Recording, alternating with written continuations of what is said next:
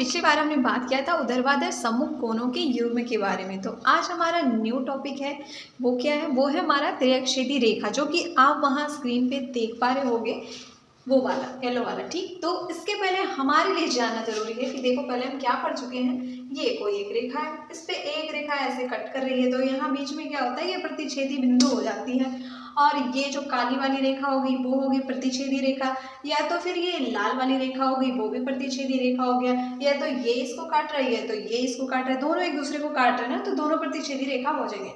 लेकिन अब ये त्रिअक्षैदी रेखा इसमें कैसे शामिल होने वाला है, तो वो देखें। तो त्रिअक्षैदी रेखा तब शामिल होगा जब देख लो कोई दो रेखा है, एक से ज्यादा रेखा।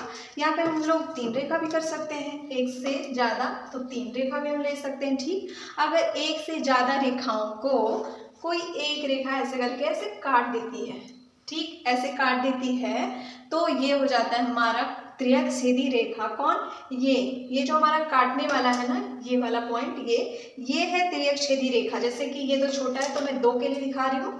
देखो ये जो ब्लैक वाली रेखा है ये हमारी हो गई त्रिअक्षैदी रेखा, और ये जो रेड वाली रेखा हमारे पास बची है ये हो गई है हमारी कौन सी रेखा? तो ये है हमारी संपाती रेखा। ठीक, ये रेड वाली रेखा हो गई संपाती रेखा, और ये ब्लैक वाली रेखा हो गई हमारी त्रिअक्षैदी रेखा। सेम है जैसे कि यहाँ पे लगा के रखा है।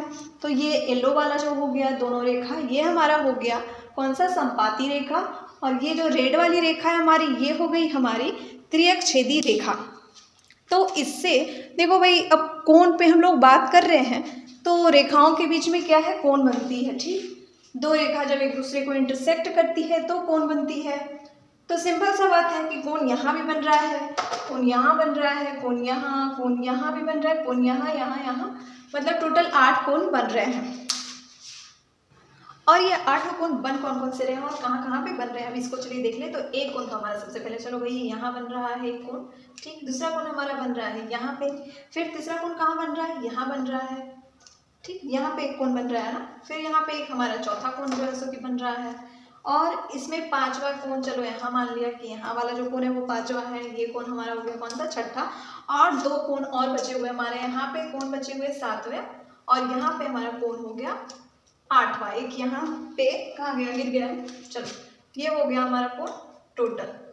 अब देख के बताओ भाई कितने कोण यहाँ पे दिख कितने रहे हैं? 1 2 3 4 5 6 7 8, टोटल कितने कोण दिख रहे हैं? तो टोटल कोण हमारे हो गए हैं 8। तो यहाँ पे टोटल हमारे बन रहे हैं कितने? 8 कोण। एक त्रिअक्षैदी रेखा में हमेशा बनेंगे कितने?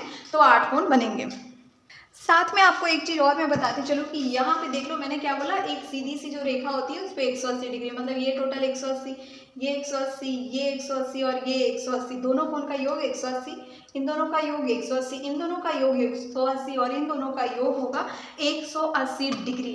तो ये हमारा एक कोण ये संपूरक कोण बना रहा है, ये दोनों कोण संपूरक, ये दोनों कोण संपूरक। उसी तरह से फिर अगर हम अपोजिट करके देखें, अपोजिट करके कैसे? ऐसे ये कोण और ये कोण 180, ये कोण और ये कोण 180 बनाएगी, फिर ये कोण और ये कोण भी 180, और ये दोनों कोण भी हमारी बनाएगी कितनी? तो 180 डिग्री ये दोनों भी बनाएगी। अब इसमें क्या देखना है, सबका नाम पहले कर देते हैं। चलो इसका नाम रख दिया 1, इसका 2, ठीक, इसका 3, इसका 4, इसका 5, ये 6 7 और ये 8। तो टोटल कोण तो 8 पता चल रहा है। तो यहाँ पे देख लो जो येलो वाला जो हमारा कोण है, कोण 4, कोण 3 और कोण 5, और कोण हमारा कौन सा बच गया? कोण 6। तो ये चारों कोण जो है हमारा अंतः कोण कहलाता है। अंतः कोण कहलाता है। कौन सा? ये सब कोण 4 3 6 और 5। अंतः, और से क्या होता है? अंदर ना, अंदर। तो ये जो डायग्राम बन रहा है ये इसके अंदर ये येलो वाला कोण हमारा छिपा हुआ है, इसलिए इसको हम कहते हैं अंतः कोण। अब देखो जो ब्लू वाला कोण बन रहा है, ब्लू कौन सा है? कोण 1, कोण 2, कोण 7 और कोण 8। तो ये जो ब्लू वाला कोण है ना, इसको कहते हैं बाह्य कोण। बाह्य कोण। और बाह्य कोण, ब से क्या होता है? बाहर होता है ना, तो ब से बाहर से ही ओ हो गया ये हमारा बाह्य कोण।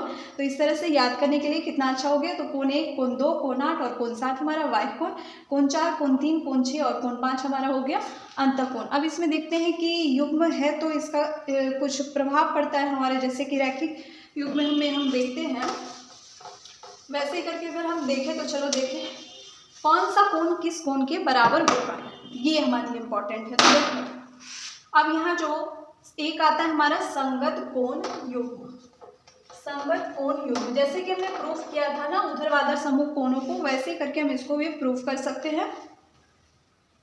संगत कोण का युग्म हमारा कहता है, देख लो एक कोण रहेगा हमारा बाहर से, एक कोण रहेगा हमारा अंदर से, और रहेगा क्या है तिर्यक छेदी जो रेखा है उसके एक ही ओर रहेगा। तो एक ही ओर कौन सा, मैंने अभी कुछ कोण हटा दिया और कुछ रहने दिया है। कोण 1 है और क्या है कोण 5 है। कोण 1 और कोण 5 हमारा तिर्यक छेदी रेखा के एक ही तरफ है ना, एक अंदर है एक बाहर है और एक अंदर है, ठीक। तो कोण 1 और कोण 5 जो है हमारा बराबर होता है, ये कहता है हमारा संगत कोण का युग्म, यही कहता है इसका निष्कर्ष। इसको हम लोग प्रूफ भी कर लेंगे लेकिन फिलहाल हमें प्रूफ नहीं करना है, बस इतना ही हम देखेंगे, ठीक। अब इधर से देखो तिर्यक छेदी रेखा के बगल में जो कोण बन रही है कोण 2 बाहर का, कोण 6 अंदर का, तो कोण 2 = होगा कोण 6। अब इसके बाद फिर सेम अंदर एक रहेगा और एक बाहर रहेगा, इसमें 2 कंडीशन और हमारे बनेंगे। कौन कौन से कंडीशन बनेंगे, तो यहाँ पे देखो कौन था, यहाँ पे हमारा 3, यहाँ पे कौन था हमारा क्या 4 था, ठीक। तो अगर हम यहाँ लेते हैं इस साइड में कोण 3 को अंदर, कोण 3 को हम अंदर लेते हैं, तो यहाँ पे जो हमने लिखा था कि ये कोण 7 है, ठीक, ये कोण 7 है, तो कोण 3 और कोण 7 क्या है वो भी हमारे होंगे बराबर, एक अंदर से और एक बाहर से, और रहेगा क्या तिर्यक छेदी रेखा के एक ही ओर, मतलब इसके एक ही ओर, ये हो गया अंदर का ये हो गया बाहर का।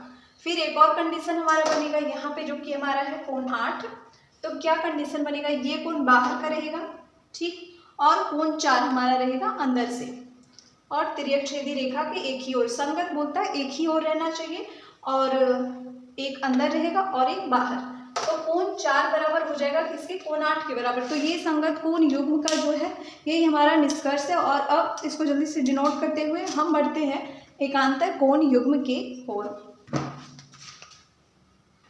एकांतर कोण युग्म हमारा बाहर रहना पसंद करता है या तो अंदर, या तो वो बाहर रहना चाहेगा या तो वो अंदर रहना चाहेगा, लेकिन कैसे, वो अब उसका पोजीशन बदल जाता है, अब वो एक ही साइड में नहीं रहना चाहता है, वो अलग अकेले अकेले रहना चाहता है। तो देख लो कोण 1 जो हमारा अकेले, ठीक, और कोण 7 हमारा अकेले, मतलब तिर्यक छेदी जो रेखा होगा ना, अब दोनों कोण एक ही ओर नहीं होगा। एकांतर कोण बोलता है कि नहीं मुझे एक ही ओर नहीं चाहिए, दोनों अलग अलग रहेगा, मैं अगर बाहर हूँ तो तुम इस कॉर्नर पे बाहर रहोगे तब मैं बराबर होऊंगा तुम्हारे, अगर अंदर यहाँ पे रह जाओगे तो मैं तुम्हारे बराबर नहीं होऊंगा, ये कहता है हमारा कौन सा एकांतर कोण।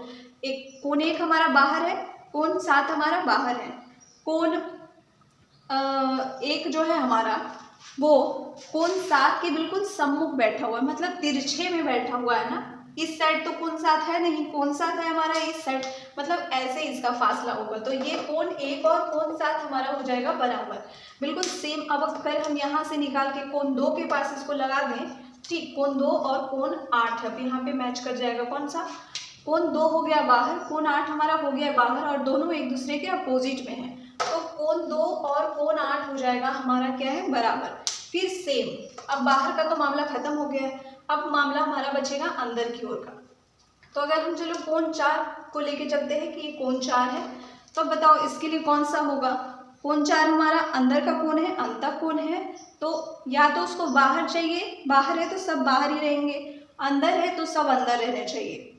तो कोण 4 हमारा अंदर है तो इसका तिरछा बनेगा कहाँ, कोण 6 के पास बनेगा, ठीक, और दोनों कोण अंदर अंदर है, तो कोण 4 और कोण 6 क्या है हमारे हो जाएंगे बराबर, और बिल्कुल ऐसे ही कोण 3 और कोण 5 भी हमारे हो जाएंगे बराबर, ठीक। देख लो कोण 4 कोण 6 कोण 3 कोण 5 ये अंतः कोण है, कोण 1 कोण 7 कोण 2 और कोण 8 क्या है बाह्य कोण है, और क्या है कोण 1 कोण 7 के बिल्कुल तिरछे में है, कोण 2 कोण 8 के बिल्कुल तिरछे में, तो यही हमारा एकांतर कोण का युग्म कहता है। और इस पे जल्दी से हम फटाफट एक एग्जाम्पल 2-3 देख लेते हैं, ठीक है।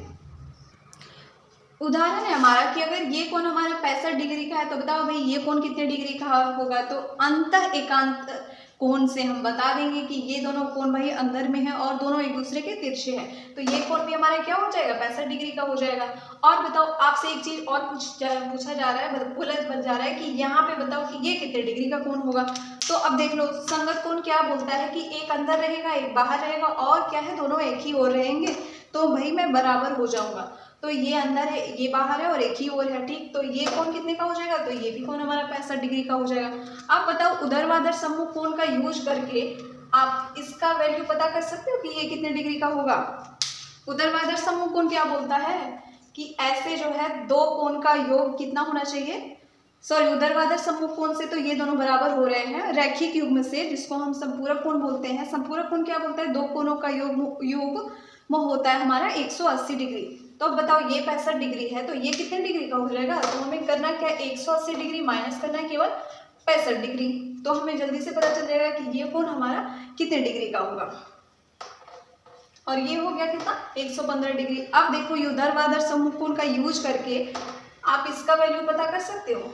दो टाइप है, बहुत सारे टाइप से एक ही चीज को आप सॉल्व कर सकते हो। अब बताओ इस कोण का आपको वैल्यू पता करना है तो या तो आप रैखिक युग्म का यूज करके जिसको संपूरक कोण बोलते हैं कि 180 डिग्री माइनस 65 डिग्री कर दो। अब चलो आपने कर लिया है ये अलग बात है, लेकिन अगर आपको ऐसा दूसरा कंडीशन आ जाता है तो आपको अगर इसकी वैल्यू पता है, इसकी तो पता चल गई ना कि 65 डिग्री है, ये मैंने माइनस कर लिया, सॉरी 115 डिग्री है माइनस करके हमने पता कर लिया है। तो इस कोण का क्यों नहीं पता चल जाएगा, ये ऊर्ध्वाधर सम्मुख कोण जो ऐसे ऐसे काटती है एक दूसरे को, तो तिरछे तिरछे वाली जो कोण होती है वो क्या होती है, बराबर होती है। तो ये कोण होगी हमारी 115 डिग्री। अब देखो इसको प्रूव भी कर सकते हैं कि नहीं संपूरक कोण से कि भाई 180 डिग्री माइनस 65 डिग्री तो वो हो जाएगी कितनी 115 डिग्री। अब देखो इसके आगे हम कर सकते हैं क्या, एक कोण अंदर से एक कोण बाहर से। अब बताओ इस कोण का वैल्यू क्या होगा, सेम ऊर्ध्वाधर सम्मुख कोण से ये कोण हमारा 65 डिग्री का है भाई, तो ये भी कोण तो हमारा 65 डिग्री का हो जाएगा। अब देखो अब फिर से संपूरक कोण के युग्म से हम इसका मान पता कर सकते हैं कि ये कितना हो जाएगा, तो ये हो जाएगा 115 डिग्री। या फिर कौन सा, या फिर एकांतर बाह्य एकांतर कोण से। देखो बाहर वाला ये एकांतर कोण हमारा 115 होगा तो ये भी हमारा 115 होगा, ठीक है। तो इस तरह से हम बहुत, अब ये हमारा लास्ट बच गया है ये वाला। तो बताओ एकांतर कोण अंतर एकांतर कोण, ये कितना हो जाएगा 115 डिग्री हो जाएगा। तो अंदर हम अंदर और दोनों क्या है तिरछे बैठे हुए हैं, तो फिर दोनों का वैल्यू हो जाता है सेम। तो इस तरह से आप ढेर सारे क्वेश्चन को सॉल्व कर सकते हो 2-3 मेथड का यूज करके। लास्ट वन एग्जाम्पल देख लेते हैं। हाँ तो एक और एग्जाम्पल देख लेते हैं हम। चलो इस कोण का मान आपको बस एक ही कोण का वैल्यू दिया हुआ है, वो है 55 डिग्री। इस कोण का पूछ रहा है आपको इस कोण का। तो आपने सीखा है क्या कि एक अंदर और एक बाहर रहेगा, एक अंतर कोण रहेगा, एक बाह्य कोण रहेगा और एक आंतर भी स्थित होगा, तो दोनों बराबर होंगे, ऐसा कुछ सीखा नहीं सीखा है ना। तो इसके लिए हमें थोड़ा सा दिमाग लगाना पड़ेगा और क्या करना पड़ेगा, डायरेक्ट इसके सॉल्यूशन के लिए हमने क्या सीखा है कि एक अंतर कोण, और चूंकि हमको इसका वैल्यू दिया हुआ है ना तो यहीं से हमको सोचना पड़ेगा कि ये किसके बराबर होगा। तो भाई क्या सीखा कि एक अंतर कोण और एक तिरछे पे बैठा हुआ अंतर कोण क्या होता है, हमेशा बराबर होता है। तो ये कितने डिग्री का हो जाएगा, ये 55 डिग्री का हो जाएगा। एक चीज और आपने क्या सीखा है, संपूरक कोण और रैखिक युग्म जो बोलता है कि ऐसे कोई रेखा पे 180 डिग्री की कोण बनती है, तो भाई जब टोटल 180 डिग्री की कोण बन रही है तो हमें बस इतना का मतलब कोण 55 डिग्री प्लस जो वॉट वाला है ये मिलके बना रहा है 180 डिग्री, यही बात है ना। तो हमको वॉट का वैल्यू निकालना है तो क्या करना होगा, 180 डिग्री में से माइनस करना होगा कितना, 55 डिग्री को केवल हमें माइनस करना है। तो अब बताओ कितना हो जाएगा, ये तो बहुत सिंपल हो गया ना। और ये हो गया 125 डिग्री। तो हमें बस 2 स्टेप में पता चल गया कि इसका वैल्यू कितना होगा। तो ऐसे ही आपको एग्जाम में या फिर कहीं भी क्वेश्चन रहेगा तो आप उसको इजी वे में हल कर सकते हो। और अगर आपको पसंद आई है ये सेशन तो ज़रूर लाइक शेयर और सब्सक्राइब करें, एंड जो भी आपको अच्छा लगा बुरा लगे कमेंट जरूर करें। थैंक यू, मिलते हैं हम नेक्स्ट वीडियो में।